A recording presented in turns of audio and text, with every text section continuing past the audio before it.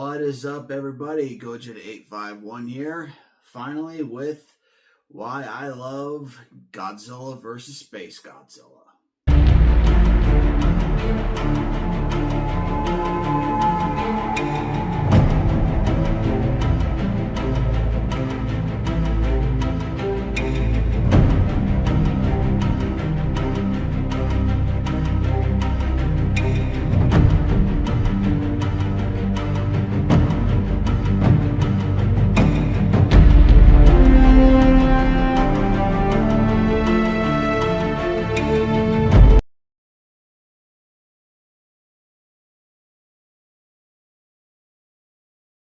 The year is 1994, and we have such films as Forrest Gump.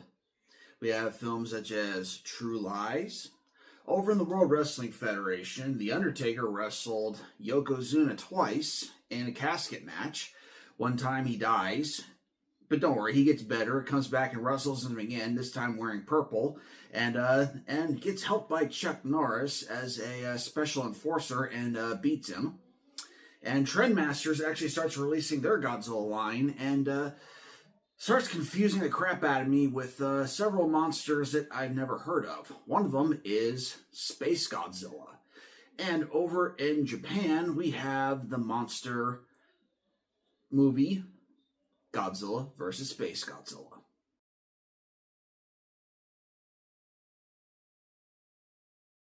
So, due to the controversy of Godzilla vs. King Ghidorah and the actions of Godzillasaurus in that, we didn't get any of the other Heisei films outside of Godzilla vs. Biollante, which I didn't even know we had Godzilla vs. Biollante for the longest time. It was actually at Blockbuster the entire time and was actually on HBO this entire time as well. I had no idea. But yeah, we had King Ghidorah, Mothra, Mechagodzilla, eventually SpaceGodzilla, and then Destroya. The longest time, I had no idea these movies existed. And then Trendmasters started releasing the figures.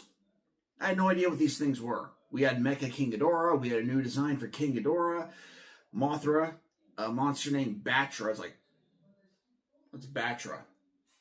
A new design for Mechagodzilla. I'm like, why does Mechagodzilla look so funny? Last time I looked, Mechagodzilla looked like this.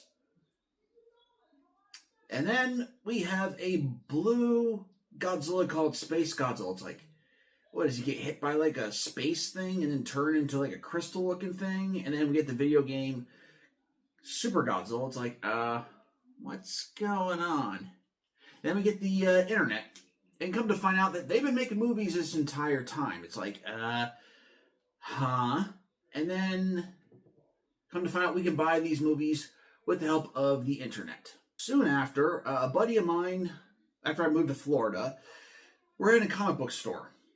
And with the help of the internet, the comic book store was able to talk with some buddies of theirs overseas, and they started getting some bootlegs. Bootleg VHS copy of Godzilla vs. SpaceGodzilla and Godzilla vs. Destroya. And in a back room, and after paying $1, we were allowed to watch these films in the back room. And fell in love with these films very quickly.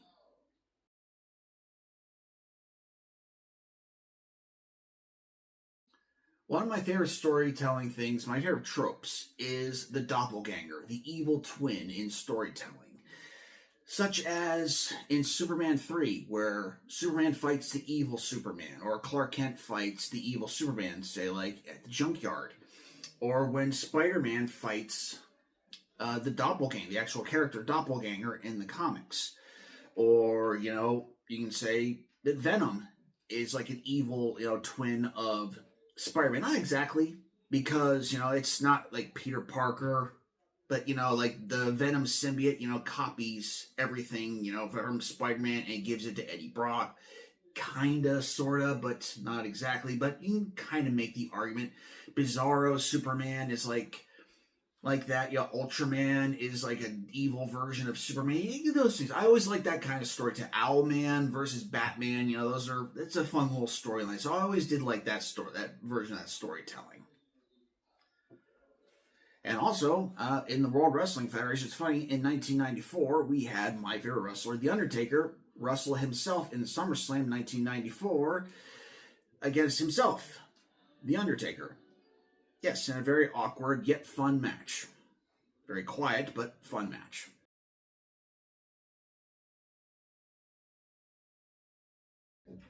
The thing that I really love about the Heisei series is the sequential storytelling. Start off in Godzilla vs. Biollante with Colonel Gondo and his death. And then it carries over into this film with, his sister, Dr. Gondo, and his best friend, Yuki. Now, we don't know about Dr. Gondo, his sister, or Yuki until this film, but it carries over into this. And the revenge factor of Yuki and, the sorrow of his sister, but you can see that she wants peace, but he has vengeance in his heart. And he has a plan to kill Godzilla. A very silly plan, but a plan nonetheless. And he wants to follow through with it, and he goes by a very interesting means to do it, but I love the storytelling and the sequentialness to it.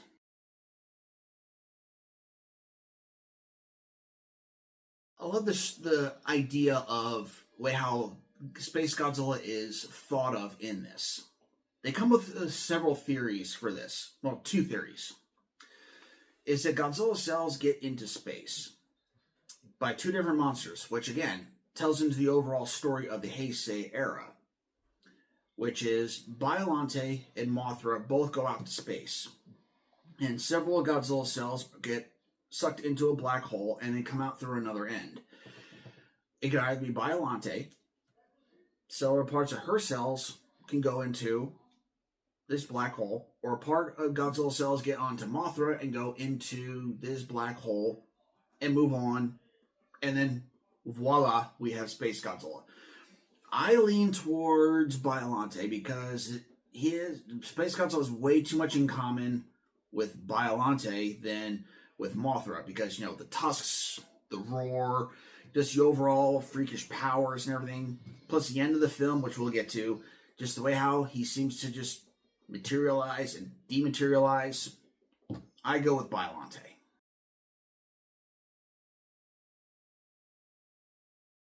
One of the first films I watched as a kid not only was Godzilla 1985, but also was SpaceGodzilla.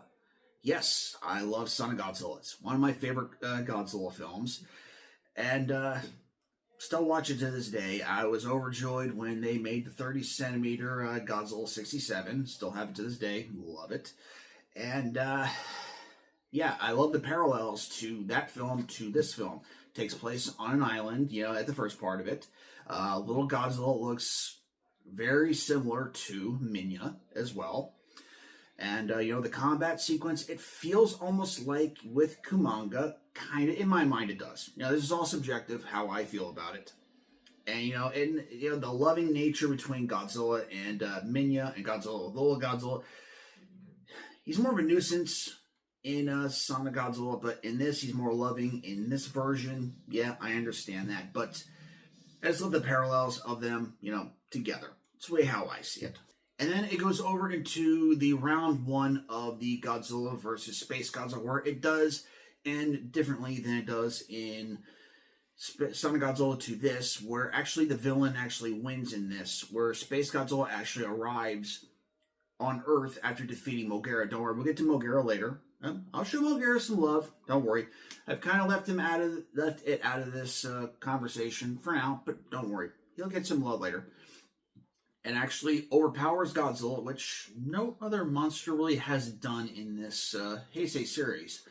Which, yeah. And then flies off kind of like a na kind of thing, and flies away victorious.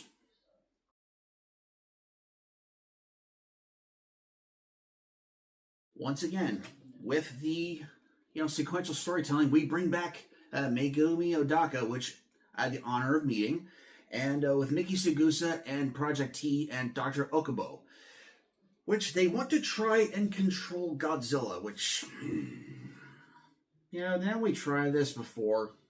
Pretty sure we did, but okay, I guess we gotta try it again. So they fire this little chip into the back of Godzilla's neck, and they want, and to try and control him, which Mickey actually starts to do. Which, okay, okay, starts to control him for a little bit, makes him walk along the beach for a little bit.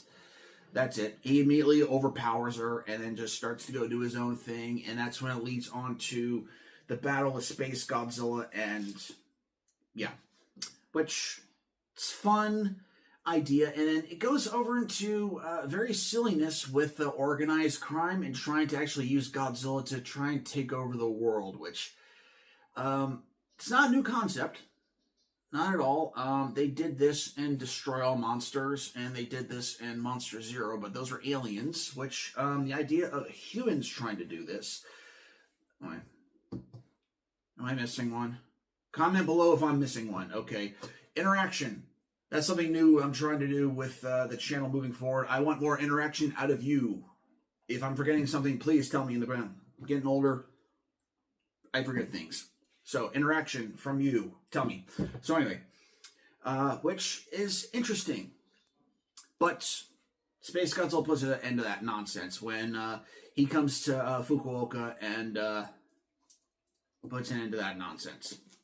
And then turns it into his own crystal kingdom of craziness.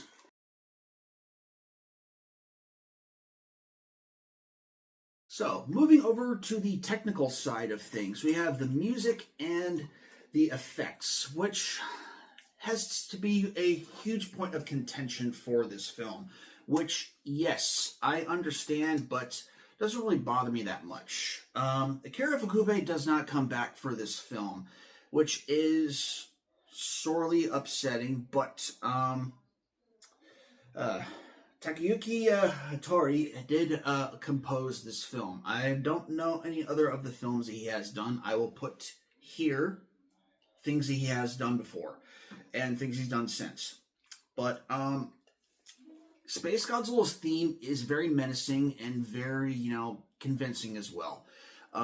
Also, the G-Force music, also the love theme with Mickey and the other characters in this film. It's actually, it's nice. It's not Akira Ifukube nice, but I enjoy the music to this. It's not as good, but it's a step in a different. I don't want to say it's a step down from Akira Ifukube, but it's a step in a different direction. So I understand why it's not as good, but it's something. Now, over to the special effects. I think the special effects done by Koichi Kawakita are done quite well in this.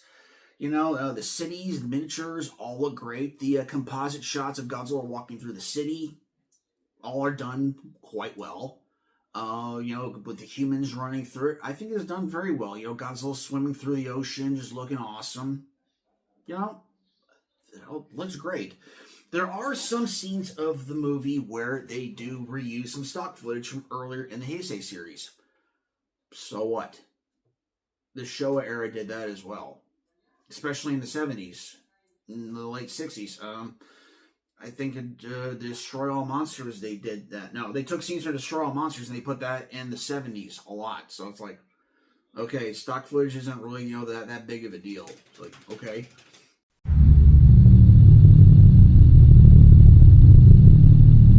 Now, biggest point of contention I've seen is when Godzilla's tail breaks off. Like, oh, that's like the biggest sin of the movie. Okay. That's like the one goof of the movie. Okay, his tail broke off. Okay, what about all the other cool scenes in the movie where, he's standing up against, the island, he's walking towards the island, and it looks like very seamless, and, it looks like so realistic. I mean, when he's like swimming up towards the land and everything. For the one scene that looks really bad, and it's like kind of like a mistake, and yeah, they could have cut that out, yeah, sure, but the rest of it that looks awesome. Okay, all right, it's a little higher horse. That's not really me trying to be fussy. It's just you got to know when to hold, when to fold. Okay.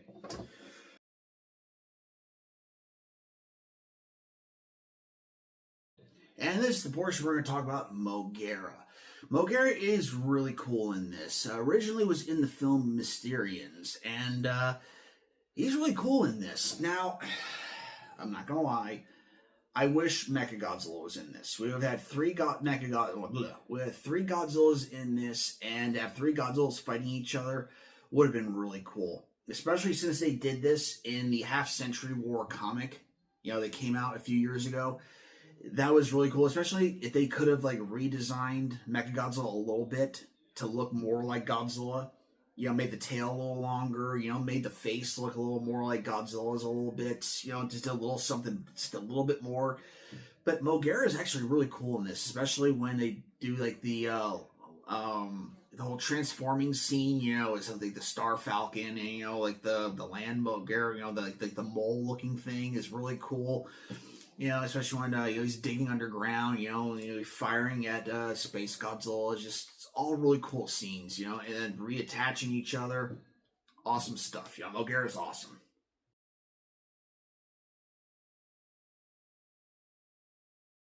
And that leads us to the finale, and how I feel about the movie completely, which you probably couldn't tell, I really like the movie, but and the final fight. The final fight is awesome as Godzilla comes to land and has to deal with, G-Force. Not only SpaceGodzilla, but also G-Force as well. Because Yuki, gets involved with Mogera. And he is now piloting it, along with our two other leads of the film as well. And he has to deal with his bloodlust of wanting to deal with Godzilla and wanting to kill. Because now his plan from earlier in the film, the poisonous bullets that he wants to shoot at Godzilla, it just doesn't work. So now Yuki has Mogera. It's like, oh, I got Mogera. I can now kill Godzilla. So now, but then Mogera is sent off to fight SpaceGodzilla because he's actually overpowered by our other heroes. Mogera is actually, subdued by SpaceGodzilla, and we have the big epic fight at the end of it. It's well done. It's all well done. The city looks great. Godzilla being slammed into buildings. Mogera, with all of his laser attacks. Godzilla eventually, unlocking his uranium fire again. Looking awesome. SpaceGodzilla's crystals being destroyed off his shoulders. And then once he's finally destroyed, and Mogera blows up and everything, when he dies, when he disintegrates, he goes off into space. He does it the same way that Biollante does, which again, I say he's just like Biollante. There's no question. Okay, me, it's Biollante. It's just like Biollante. It has nothing to do with Mothra. So, happy ending. Yuki's finally like, you know what? I'm going to give up on this whole revenge thing. Dr. Gondo is there. She's happy. Mickey is there. She's all happy. Everybody's happy. Little Godzilla from earlier in the film, he was captured by SpaceGodzilla. He breaks free of his cage. He's all happy and everything. As the song, terrible memory, Echoes of Love plays, and happy ending. Godzilla swims out to sea as he always does. Awesome stuff. Highly recommend the film. I love Godzilla vs. SpaceGodzilla. Highly recommend it. If you haven't watched this movie in a long time, give it a watch. Lots of fun. Anyway, this is Goja851 saying goodnight. I'm going to try and upload some more content soon, and hope you all enjoyed this, and I'll check you all later. Take it easy.